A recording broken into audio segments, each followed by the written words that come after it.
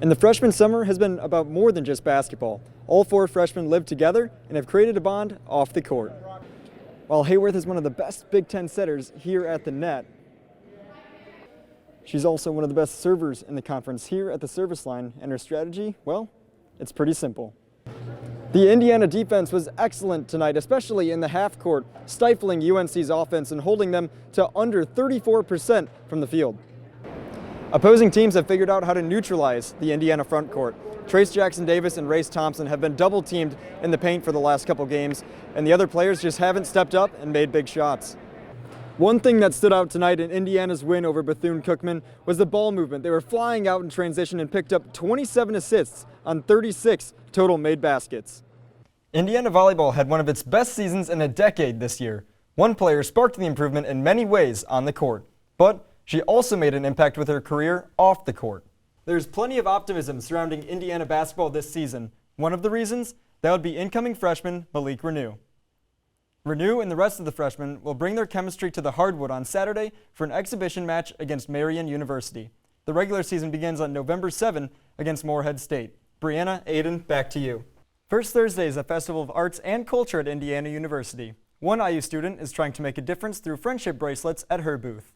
And how has the IU athletic department been involved with the student athletes to help them get deals? Now we're going to talk about one seeds. Gonzaga and Arizona seem like they're locks. How much will conference tournament performances, especially in the Big 12 and SEC, play into who will join them at the one line? Now on to Indiana volleyball, where the Hoosiers competed in the NC State Classic last week. The Hoosiers entered the tournament with a 4-2 record and look to continue their strong start to the season. The Colts got back to work today against the 3-3 Lions. Today's game marked the beginning of a brutal November schedule for the Horseshoe. The combined record of their next 5 opponents going to play today was 23-7. Frank Reich on the sidelines here. He's unbeaten as Colts coach coming off a bye week. Early second quarter, play action. Phillip Rivers dumps it over to Nyheim Hines. He's got a lot of green in front of him, racing down the sideline. A spin move, a dive, and he's in for the touchdown. He's got a cartwheel here, and I'm not going to pretend like I know the rest of the gymnastics terms for that one.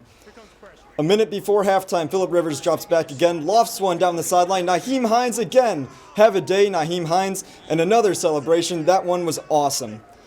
Third quarter, the defense steps up for the Colts. Darius Leonard gets a strip sack on Matthew Stafford. Justin Houston recovers it, and the Colts defense was all over the place, forcing turnovers on Sunday. The ensuing drive, Jordan Wilkins a 1-yard touchdown run. That extends the Colts lead to 2 scores. The very next play, Matthew Stafford looking to make a comeback for the Lions. It's not going to happen here. Kenny Moore jumps the route, got a lot of green in front of him, takes it back to the house. That's a pick 6, and that play would help the Colts get the win, 41-21, and move to 5-2 on the season. You read my mind. It has to be the Chicago White Sox, my favorite team. And it felt like everything went wrong this season, and Dylan Cease had maybe the best 2-month stretch in baseball history. And actually, I want to congratulate them. Maybe the most 500 team ever. They were 500 in the first half, 500 in the second half. They were 500 at 28 different points throughout the season. If they end up losing today, which I think went final right before taping, they're going to end up 81-81. Just the most average team in baseball. It was an exhausting season. They were easily the most disappointing. I got Carlos Correa. He's going to benefit from a PR standpoint. He gets out of Houston into Minnesota, who national media really doesn't talk about at all. So he's going to get out of the spotlight a little bit. He's making dough, too. Huge contract. It has an opt-out after each year. So if it doesn't work out in Minnesota, he can leave, go somewhere else. Cameron Hayworth developed into one of the most dynamic players in the Big Ten as a sophomore. However, I actually wasn't sure that I liked volleyball at first. I played a lot of different sports growing up. I played basketball, soccer, literally 6 sports. Hayworth's sister sparked her interest in volleyball. Their relationship on the court was not perfect. It was very strange. Her and I didn't like each other when we first started, but the more we got to play with each other, the more it was a good bond. Now, playing with Indiana, her teammates have an interesting nickname for her. A term they use to describe me is spider monkey. And what does spider monkey mean? That I'm very just all over the place. I don't know. I fly around.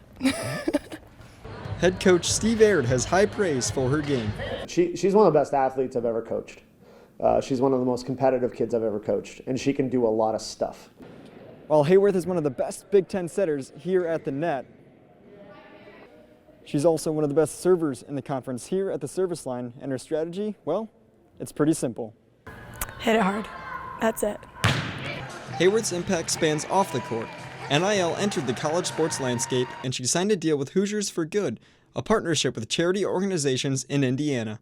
So I actually got to go to a women's build for Habitat for Humanity, which was my first big project with them, and it was really great just getting to meet all these women out in the community and help build a house for some people.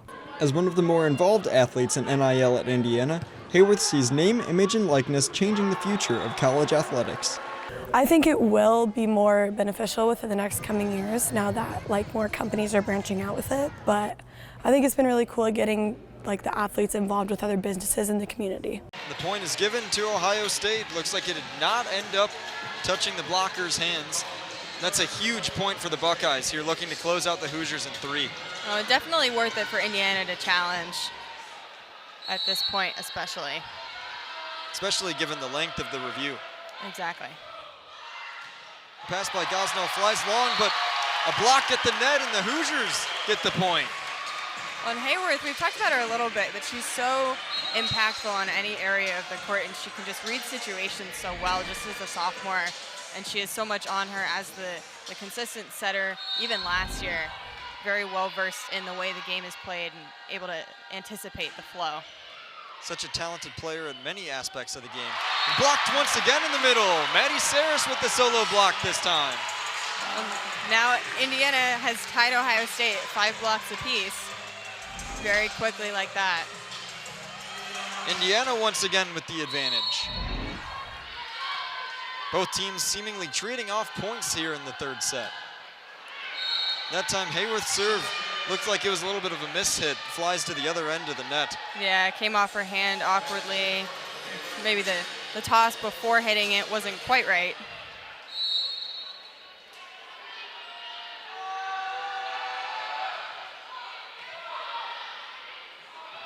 Hayworth out wide to Saris, deflected. Saris once again, deflected at the net, and she finds an open area in the Buckeye defense. Well, again, what she's been trying to do all night, she's had 30 attack attempts. That'll be her 5th kill of the night. A good read off the hands of the Ohio State blockers to roll it off down. Alonzo Corsellis with the serve. Morbitzer with the dig. Londot with the swing. Just powers it straight through the Hoosier defense. Indiana's defense just not able to get there quick enough to set up and receive it properly. A big side out for the Buckeyes as they retie the score in the 3rd set. Mac Pedraza serving for the Buckeyes. Hayworth back set. And another powerful swing by Saris. Morbitzer not able to dig it, and the Hoosiers retake the advantage. That's what I think everybody in here has been expecting from Saris all night. Slowly climbing back to even. She's at 6 kills now, 9 errors. Just barely in the negatives, but still impactful with all of her attacks.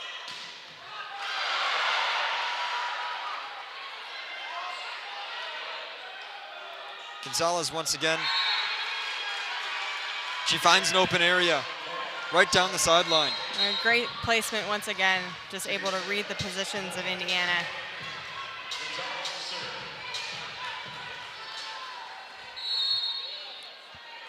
And after the kill, Gonzalez will serve. Dug out by Carly Mills. She's into the game for the Hoosiers.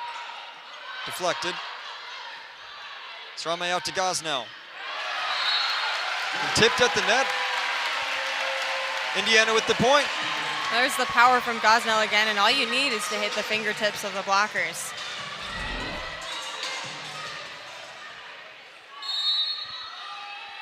Indiana maintaining that 1-point advantage. Shanasia Moore from the outside, and again, just all power. Sarame not able to do anything with that one.